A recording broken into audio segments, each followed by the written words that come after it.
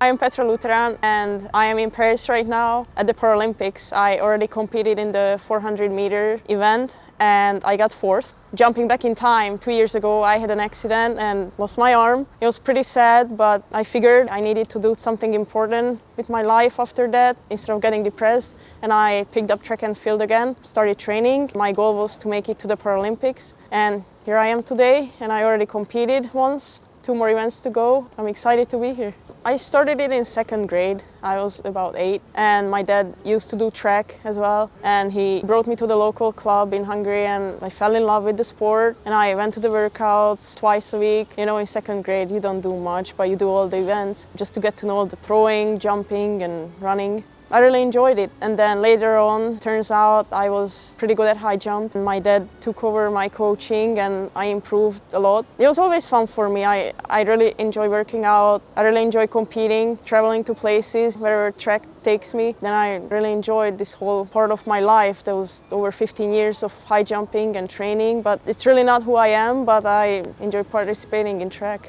In 2016, I went to the University of Nebraska-Lincoln to compete for the Huskers as a high jumper. I got recruited in 2015 and I decided to join the program. It was a great opportunity. My coach was a pretty good choice. I had a lot of fun. I tore my ACL. That was not that much fun, but I improved my personal best to 6 feet and 3/4. That was amazing. It was great. I loved the team. I loved the facilities. I loved the coaches. Everybody was so supportive. The fans were amazing too. So at first I was pretty homesick. You know, I came from Hungary alone. My family stayed back, but I had the whole team around me. It was over 100 people on the track team. So I already had 100 friends, you know, if you think about that. Some of them were pretty close, some of them were just friendly. We always had a good time and we had classes together, and even in the classroom we made friends pretty easily. I made a lot of friends even outside of school. So I don't know if you know, but in 2014, that's when my first one happened. I broke my big toe. It was just a stress fracture right before my first indoor meet. It was pretty sad. I was in a pretty good shape and we were ready to go, and I cracked my big toe. But I kept training on my left leg because it happened to my right. And in that year we had the Youth Olympic Games and we were hoping I would qualify, but when I broke my toe, like, we didn't know what to expect. And as I said, I kept training on my left foot and I recovered and I made it to the Youth Olympic Games and I finished 4th. So that was the first one. Then in 2018 I tore my ACL. That was pretty sad. We were competing at conference. I was already 2nd. We were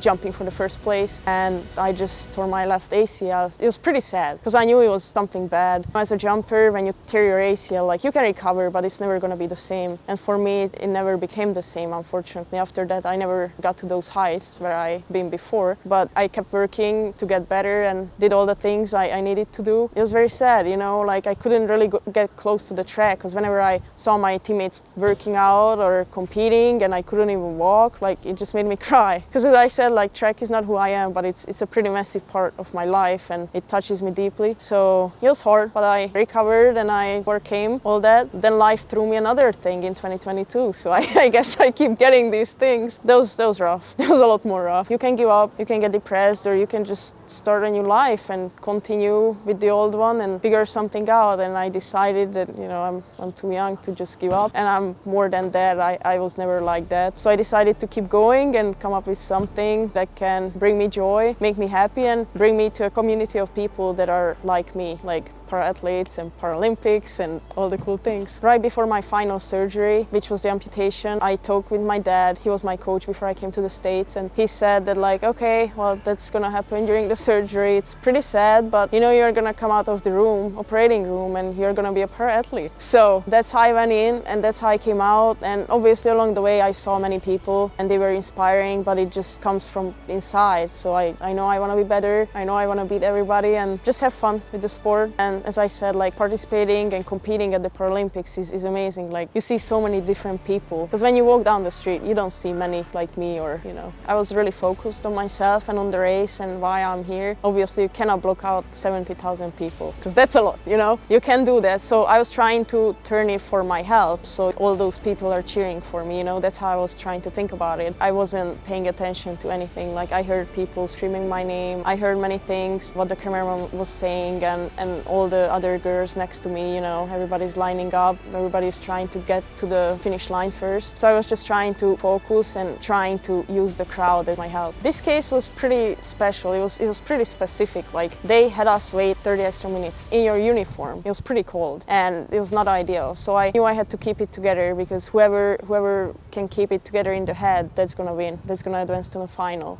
And that's what I did. I just tried to keep my legs warm, and I just tried to focus on myself and tell myself that this is just another race. It's a big race. It counts. So I just have to run fast and do my best. And I was trying to wipe it out of my head that it's the Paralympics, because it's pretty big, But I was trying to remove it from my mind, because it doesn't matter. I have to race either way. Like, I had few races back in Hungary, just a little race, like in a small village, but I was the same thing. Like, I have to focus. This is just a race and I have to win it and do my best. So that's how I always look at things. I was pretty happy. I knew I could improve my personal best. I didn't know that was gonna be the time or not. That day, like, my calf was hurting pretty bad. I had no idea what was going on. I didn't tell my coach, because there was gonna be no help. So I was a little bit scared, but then I tried to wipe it out of my head that, it doesn't matter. Everybody's at the finish line and nobody cares whatever is everybody going through. So I was pretty happy with the time. I really gave it all. I ran a huge personal best. It was enough for the 4th place, so I'm proud of that. I'm pretty excited, 2 more fun things coming up, hopefully 2 more races and a jump. We had the World Championships earlier this year.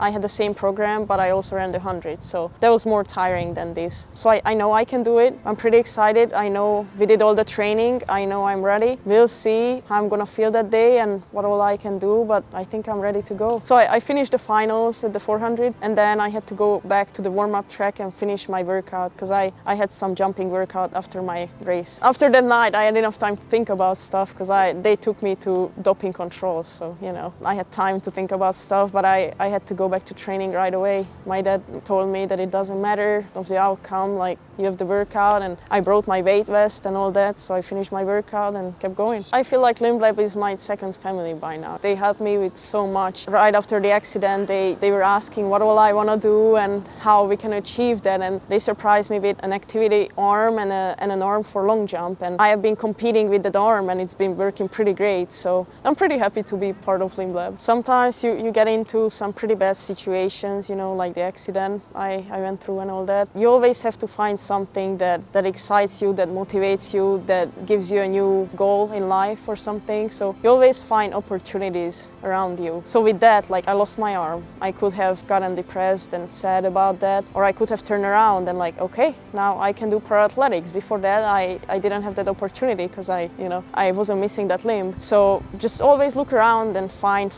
look for your opportunities and take them. Everybody is just so supportive and nice. When I have workouts at home, sometimes my little sister would come with me to the track and do half of the workout with me, so I don't need to do it alone. My mom is always there to help with any secondary training assistance. Obviously, my dad is my coach and he does it all. It's amazing. I feel like it's a family business, and the fact that my US family, my Limb Lab family, and my family from Hungary could come and watch me compete at this big event, it just means so much. I know they support me, they support my dreams, and they just love me for who I am. And I can't say thank you for everybody enough times, because it means so much. At first, it was a little bit too much. There was a lot of people, a lot of countries, and people with all kinds of backgrounds. If you can imagine, sitting volleyball, wheelchair fencing, and blade running, and all that. So at first, it was a little bit too much, but after a day or two, I got used to it and I started enjoying and just realizing how similar and different we are at the same time. Everybody lives in separate buildings or separate floors of buildings, depending on how big your team is. I think we have 2 floors with Team Hungary. Every country decorates their building with flags and stickers and all that, so you know where Team Canada lives or Team USA or Team Hungary lives. Every country has their own uniform, so if you look at somebody, you can tell where they are from, pretty much except for us, because it doesn't say Hungary, it says Hungary in Hungarian, and not many people can read it, so everybody keeps asking me where I'm from. It was not my decision, but to print that on our jersey. But yeah, so it's pretty cool. I got to talk to a lot of people. We get to meet a lot of people in the dining hall. It's pretty huge. You can sit at different tables. I met 3 people already that that I had pretty deep conversations with during this time. We have different opportunities to do activities, hang out and work out, so it's pretty cool. They provide us with a lot of things. The only thing I don't really like is our rooms are pretty small, you know. I can't even bring in my luggage, it's in the hall, so it's so tiny, yeah. But I think they did a great job with the whole infrastructure. I'm pretty happy with it overall. It's insane, yeah. So I have a lot of support from the USA and from Hungary both. Many people, like my primary school teacher just reached out to me saying congrats. That was like more than 20 years ago. So it's insane. It's pretty cool that everybody is just rooting for us and rooting for me and wanting the best for me. I really appreciate it, and it's insane. I feel the love. I'm waiting. I could have done something fun probably Saturday because I had a rest day. That was my only rest day, but I didn't sleep anything Saturday night, so I couldn't do that. In the village there's a lot of opportunities. You could go to these special little places and create your own stamp and then send a postcard to your grandma or whoever, participate in different, you know, games and stuff. So I did that a little bit just to relax. I'm saving my legs and my mind for the competition, and after that I'll do some, you know, sightseeing and all that. I have an Instagram account that they can follow. Sometimes I post my workouts and some competition results and all that. Maybe I'll post more in the future, but right now they can follow me there if they would like to. Thank you.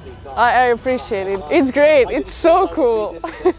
My wife was like, Jen, you're really invested. That was so nice, and I just want to say you are best, and Jason's the same, and Amanda's the same. Thank you. It really means a lot.